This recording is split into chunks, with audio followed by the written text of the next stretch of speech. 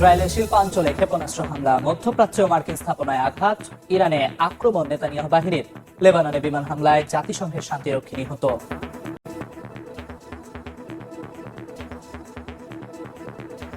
ইরানের কার্দিক দখলে নেওয়ার পরিকল্পনা যুক্তরাষ্ট্রে, জানালেন ডোনাল্ড ট্রাম্প। সম্ভাব্য মার্কিন স্থল অভিযান ঠেকাতে প্রস্তুত তেহরানও, কঠোর জবাব দেওয়ার হুঁশিয়ারি।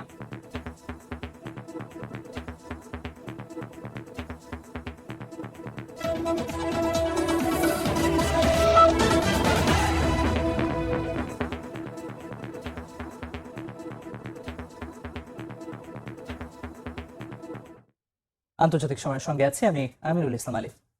ইসরায়েলের শিল্পাঞ্চলে ক্ষেপণাস্ত্র হামলা চালিয়েছে ইরান, তবে ক্ষতিগ্রস্ত কারখানা থেকে বিপজ্জনক রাসায়নিক ছড়ায়নি বলে দাবি করেছে তেল আবিব। জবাবে তেহরান সহ বিভিন্ন স্থানে হামলা চালিয়েছে যুক্তরাষ্ট্র ইসরায়েল। সম্ভাব্য মার্কিন স্থল অভিযানের কঠোর জবাব দেওয়ার হুঁশিয়ারি দিয়েছে ইরান। লেবাননে জাতিসংঘের শান্তিরক্ষী ঘাঁটিতে ইসরায়েলি আক্রমণে একজন নিহত হয়েছেন। এদিকে যুদ্ধ বন্ধে যুক্তরাষ্ট্র ইরানকে আলোচনায় বসাতে পাকিস্তান কাজ করবে বলে জানিয়েছেন দেশটির প্রধানমন্ত্রী শাহবাজ শরীফ।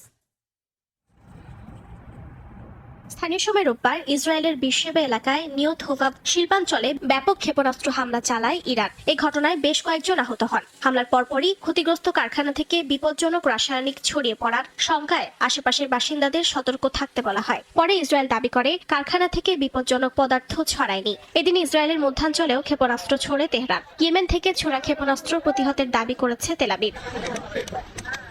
কুয়েত, বাহরাইন, সংযুক্ত আরব আমিরাত সহ উপসাগরীয় দেশগুলোতেও হামলা চালায় ইরান। কুয়েতের প্রতিরক্ষা মন্ত্রণালয় জানায়, গত 24 ঘন্টায় দেশটিকে লক্ষ্য করে 14টি ব্যালিস্টিক ক্ষেপণাস্ত্র ও 12টি ড্রোন ছোড়া হয়েছে।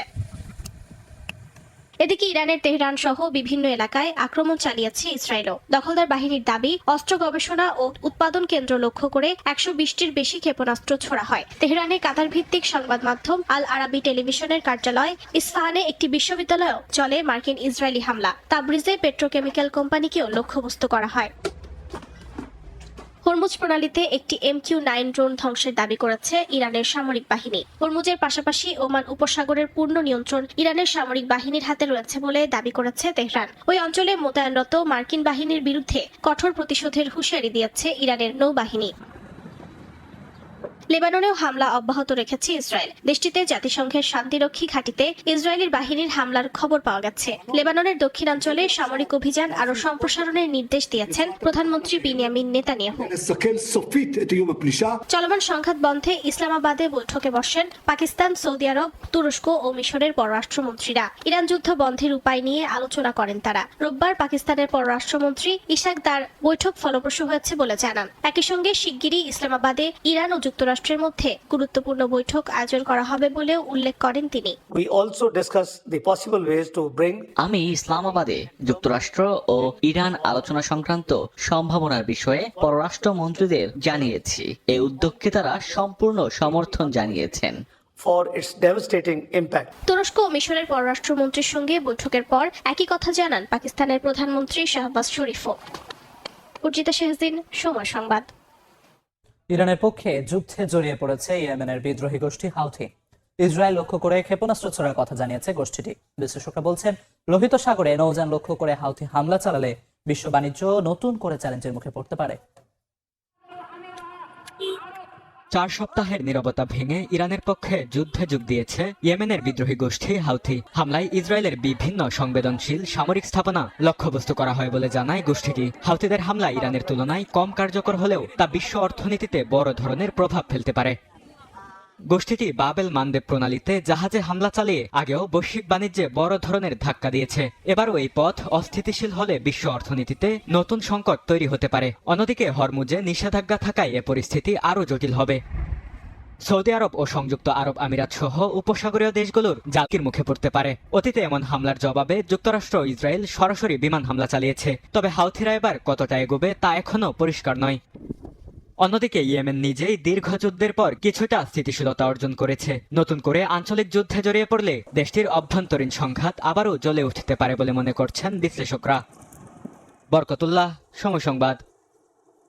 সৌদি আরবের প্রিন্স সুলতান বিমান ঘাঁটিতে ইরানের হামলায় যুক্তরাষ্ট্রের অত্যাধুনিক ফ্লাইং রাডার বিমান ধ্বংসের কথা জানিয়েছে কর্তৃপক্ষ। এই বিমান শত শত মাইল দূরের হুমকি শনাক্তে সক্ষম। এই হামলাকে যুক্তরাষ্ট্রের আকাশ প্রতিরক্ষা ব্যবস্থার উপর বড় ধরনের চ্যালেঞ্জ হিসেবে দেখছেন বিশ্লেষকরা। সৌদি আরবের প্রিন্স সুলতান বিমান ঘাঁটিতে ড্রোন ও ক্ষেপণাস্ত্র হামলা চালায় ইরান। হামলায় অত্যাধুনিক মার্কিন রাডার বিমান ধ্বংসের কথা জানায় কর্তৃপক্ষ। একাধিক সামরিক বিমান ক্ষতিগ্রস্ত সহ 12 মার্কিন সেনা আহতের খবরও পাওয়া গেছে। মার্কিন এ বিমান আকাশে ভাসমান রাডার হিসেবে কাজ করে, যা শত শত মাইল দূর থেকে ড্রোন, ক্ষেপণাস্ত্র ও যুদ্ধ বিমান শনাক্ত করতে সক্ষম। যুদ্ধক্ষেত্রে রিয়েল টাইম পরিস্থিতি বুঝতে এটি কমান্ডারদের জন্য অত্যন্ত গুরুত্বপূর্ণ। মার্কিন বাহিনীর বহরে এই ধরনের বিমানের সংখ্যা মাত্র 16টি। প্রতিটি তৈরি করতে খরচ পড়ে অন্তত 50 কোটি মার্কিন ডলার। এ হামলাকে যুক্তরাষ্ট্রের আকাশ নজরদারি ও প্রতিরক্ষা ব্যবস্থার উপর সরাসরি চ্যালেঞ্জ হিসেবে দেখছেন বিশ্লেষকরা। বরকতুল্লাহ, সময় সংবাদ। ইরান জুড়ে ইসরায়েল যুক্তরাষ্ট্রের যৌথ হামলার জেরে রণক্ষেত্রে পরিণত হয়েছে মধ্যপ্রাচ্য।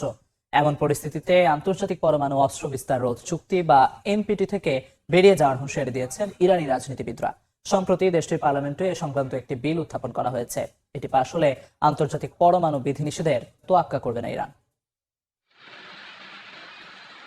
ইরানের বিভিন্ন পারমাণবিক স্থাপনার কাছে মার্কিন ও ইসরায়েলি বাহিনীর বিমান হামলা আন্তর্জাতিক মহলে চরম উদ্বেগ সৃষ্টি করেছে। হামলার কারণে বড় ধরনের তেজস্ক্রিয় দুর্ঘটনার ঝুঁকি বাড়িয়ে দিচ্ছে। দেশটির বিদ্যুৎ ও ইস্পাত শিল্পকে লক্ষ্য করে চালানো এই হামলায় ক্ষতিগ্রস্ত হচ্ছে ইরানের অর্থনীতি। বিশেষ করে ইস্পাহান ও আহভাজের বিশাল ইস্পাত কারখানাগুলো বন্ধ হয়ে যাওয়ায় হাজার হাজার মানুষের কর্মসংস্থান এখন হুমকির মুখে। এমন পরিস্থিতিতে পরমাণু চুক্তি নিয়ে নতুন করে ভাবছে ইরান।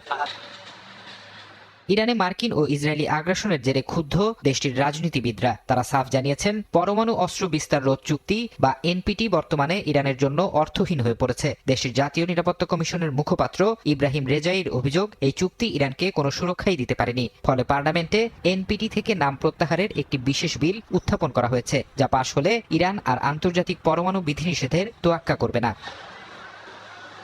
আন্তর্জাতিক পরমাণু শক্তি সংস্থা বা আইএই এর ভূমিকা নিয়েও ক্ষোভ উগরে দিয়েছে তেহরান। সংস্থাটির প্রধান রাফায়েল গ্রোসিকে ইরানে চলমান আগ্রাসনের অংশীদার হিসেবে আখ্যায়িত করেছেন দেশটির শীর্ষস্থানীয় কর্মকর্তারা। তাদের অভিযোগ, গ্রোসির রাজনৈতিক উদ্দেশ্য প্রণোদিত রিপোর্ট শত্রুদের ইরানি পরমাণু স্থাপনায় হামলা চালাতে উৎসাহিত করছে, যা পুরো অঞ্চলকে পারমাণবিক যুদ্ধের দিকে ঠেলে দিতে পারে বলে আশঙ্কা করা হচ্ছে। যদিও ইরান বলছে, এনপিটি থেকে বেরিয়ে যাওয়ার অর্থ এই নয় যে তারা পারমাণবিক অস্ত্র তৈরির দিকে এগোচ্ছে, বরং এর মূল উদ্দেশ্য হলো আন্তর্জাতিক পরমাণু শক্তি সংস্থার পরিদর্শকদের ছদ্মবেশে ইরানের ভেতরে যুক্তরাষ্ট্র এবং ইসরায়েলি শাসক গোষ্ঠীর অব্যাহত গোয়েন্দাগিরি বন্ধ করা। ফারহাদ চৌধুরী, সময় সংবাদ। ইরানের স্থল অভিযানের পরিকল্পনার খবরে তীব্র প্রতিক্রিয়া জানিয়েছেন মার্কিন আইন প্রণেতারা। ডোনাল্ড ট্রাম্পের এমন সিদ্ধান্ত অত্যন্ত বিপজ্জনক হবে বলে মত তাদের। ইরানে কয়েক সপ্তাহ ব্যাপী বড় ধরনের স্থল অভিযানের প্রস্তুতি নিচ্ছে মার্কিন প্রতিরক্ষা সদর দফতর পেন্টাগন। খবরটি প্রকাশ্যে আসার পর তীব্র প্রতিক্রিয়া জানিয়েছেন মার্কিন আইন প্রণেতারা। তাদের মতে, প্রেসিডেন্ট ডোনাল্ড ট্রাম্প যদি যুদ্ধের তীব্রতা বাড়ানোর সিদ্ধান্ত নেন, তবে এটি চলমান সংঘাতে বিপজ্জনক পরিস্থিতি তৈরি করবে।